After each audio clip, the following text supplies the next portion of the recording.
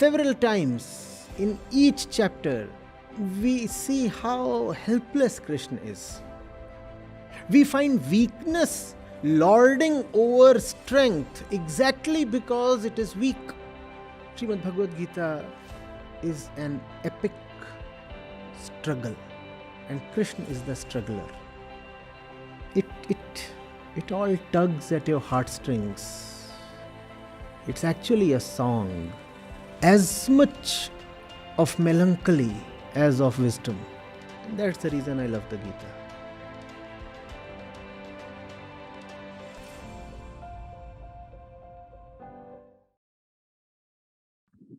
But can a boy and girl just be friends?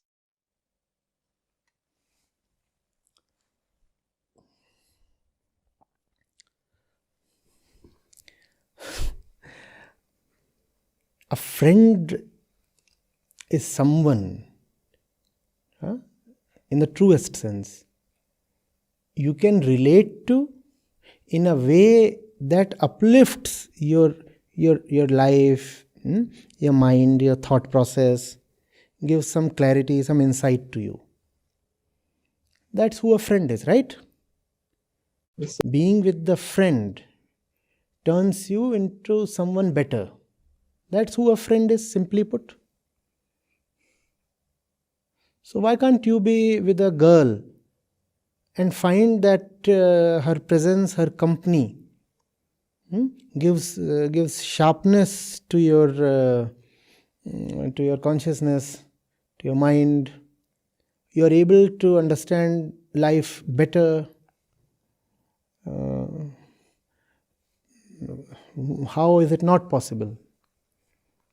And vice versa. How is it not possible that, let's say, there is a girl who is somehow either too afraid or too egoistic or superstitious, and she comes in contact with a boy, and in the company of the boy, she realizes the filth within, and is able to clear the cobwebs and emerge as bold, inquisitive, and a better individual. Why is that not possible? Sir, but the biological instincts are always there. Like whenever we are talking to the opposite gender, and there is a subconscious urges and instincts. What if you are with a person who is able to point that out to you? Yes, sir. Because the moment to catch the snake or the rat is when it emerges from its hole, right? Yes, sir. So you are with a girl, an intelligent girl, and she is able to point out to you in real time. What's her name, please? Sir, Varchas. Varchas. She is able to point to you in real time, Varchas. You are not listening to me. You are just staring at me. And I'm telling you of something very important, and yet your mind is elsewhere. Is she not a friend? And this kind of a thing, no boy, no male will be able to tell you, because the kind of reaction you give to a girl, you will anyway not give to a boy. Yes, sir. The girl will know the animal in your eyes. That animal keeps hiding when you are with your boyfriends. In a group of the same gender, a very important part of your personality simply remains hidden. But when you are with a girl, that part gets activated. And if the girl is wise enough, she'll be able to point that out and tell you that here is your animal. Here is where you are not even a human being. Maybe you'll not like her for that. But she'll be able to, potentially at least, help you out in a big way. You might not accept that help, that's okay.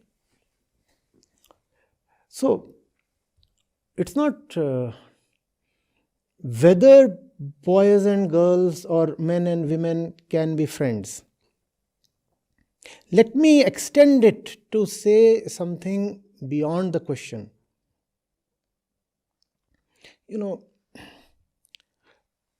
I love to quote rather. Someone else has said, and I quote that often, that some part of your humanness remains unawakened till you befriend an animal. If you have never been friends with a rabbit or a dog or a cat or a cow, it's difficult to be friends with a tiger or a python, practically. But you can be friends with a deer or a bird or a monkey. These are the animals that you find in your vicinity. Not deers really, but some. So if you cannot be friends with an animal, some part of your humanness remains unawakened. Now extend that, and I will say, if you cannot be friends with a person of the opposite sex, an important part of yourself will remain unnourished, unawakened, uneducated, unaddressed. That's what happens to people who may move only in same-sex groups. They remain boorish. You understand boorish? Uncultured, unsophisticated, undeveloped. So 6 dudes are hanging about.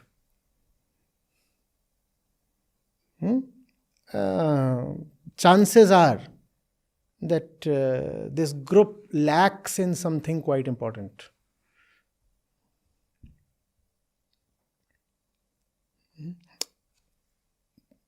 I have nothing against same-sex groups, please. I want to point out something, so I'm taking an example. So 6 of them are just hanging about and doing what boys do. Similarly, 6 girls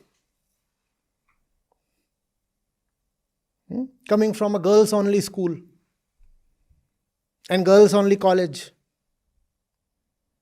They have never known what it means to be in vicinity of a boy. An important part of their personality will remain underdeveloped. That does not mean that you have to forcefully intrude into girl gangs. Do not construct my thing to mean that. You find 6 girls going and then you barge in. And you say, something is missing here and I have come to take care of that. Don't do that. There is life. There is the world. And your consciousness will not rest in peace till it understands the entirety of it. The wholeness of existence. Women constitute 50% of the world's population. How will you understand life if you do not understand women? How will you understand yourself if you do not understand women? And vice versa. Because the questioner is a man. So I am addressing him in this regard. Had the questioner been a woman, the answer would have been a bit to the other side. As a woman, how will you understand the world if you have never been with men? Or if you have been only sporadically with men? So it's not whether a man and a woman can be friends. I'm saying if a man and a woman cannot be friends, then they'll be missing out on the wholeness of life. in your circle of friends, there must be women. And if you are a woman, then in your circle of friends, there must be a few men at least.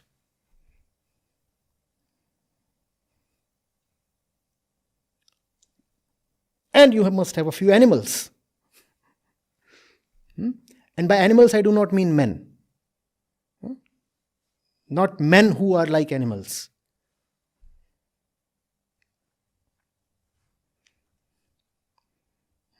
You look quite pleased by what I'm saying.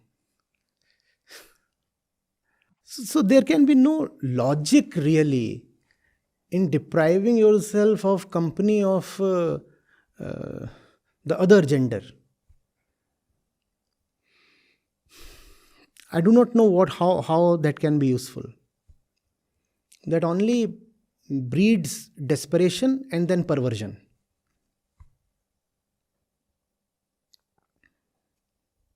In my batch at IIT, there were 350 of us, and that included only 13 girls. And you cannot even imagine what kind of desperation it fostered. 337 of us boys and 13 girls.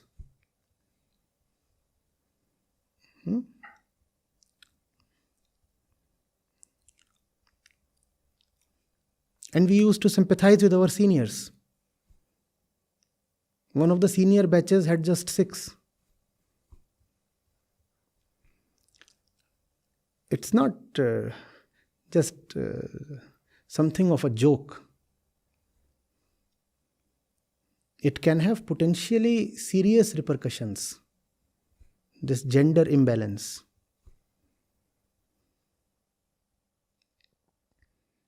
When you do not see girls around you, the mind imagines girls. And it imagines them in the worst way possible. The way of lust. The way of unreal, juvenile imagination. And same applies to girls as well. No gender discrimination here. And then these two get married. And this man who gets married at 28 has never been in the company of women. And he has become a de facto lusty gorilla. How do you think his relationship with his wife would pan out? How do you think he will choose the life partner in the first place? He has never been in the company of women. So by the age of 28, he is so starved of the very sight of a female figure that he will choose he'll make the worst kind of choice when it comes to having a wife or a partner or girlfriend, something. And that's a very important choice you make. And that choice will go all wrong because you do not know the thing called woman. You have been starved all your life. You make a wrong choice, and that wrong choice then becomes your life. You breed kids. Kids have come from a wrong choice. What will you do now? Kids are irreversible. All this because you never had any female friends. When you don't have female friends, then you have female fancies.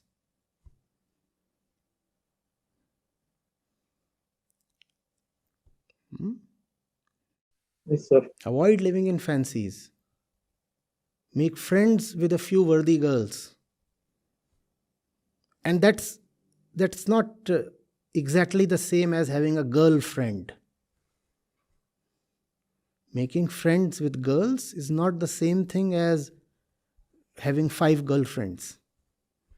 I, I do not mean to say that there is something wrong with having a girlfriend.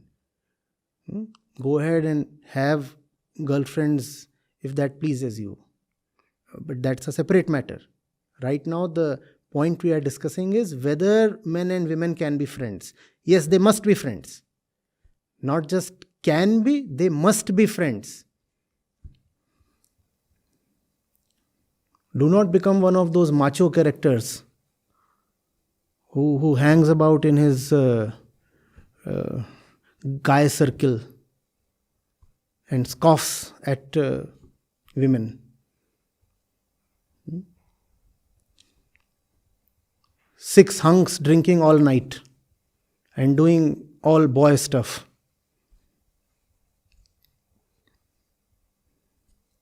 That turns you into some kind of a caricature. There is no special glory in that. Let that not be set as an example.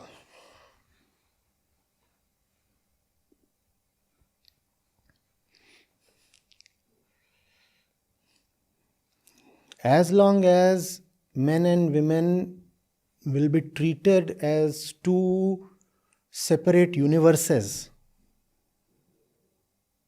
that will amount to a lot of misery in the world. That will amount to a lot of over sexualization. You keep a man very distant from women and he gets over sexualized. You keep a woman far away from men and she gets hyper sexualized. And that's what religions have traditionally done. That's what conservative cultures have done.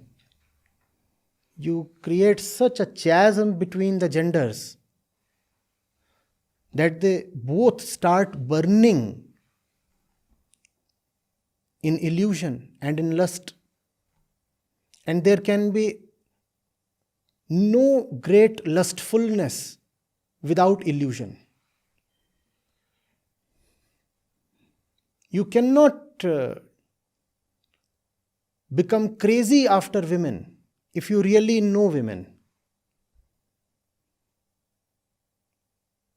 If you start knowing women, your desperation will reduce because there is nothing very special in them. When you do not know women,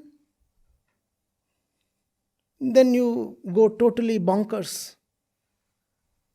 Fancies, imaginations, stories, dreams, and then rapes.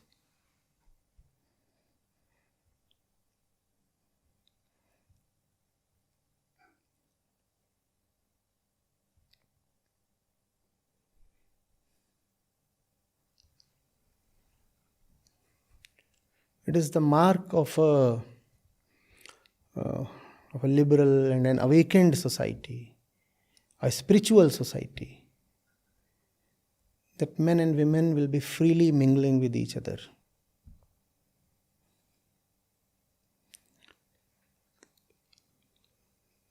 The more you are body identified, the more you are gender identified.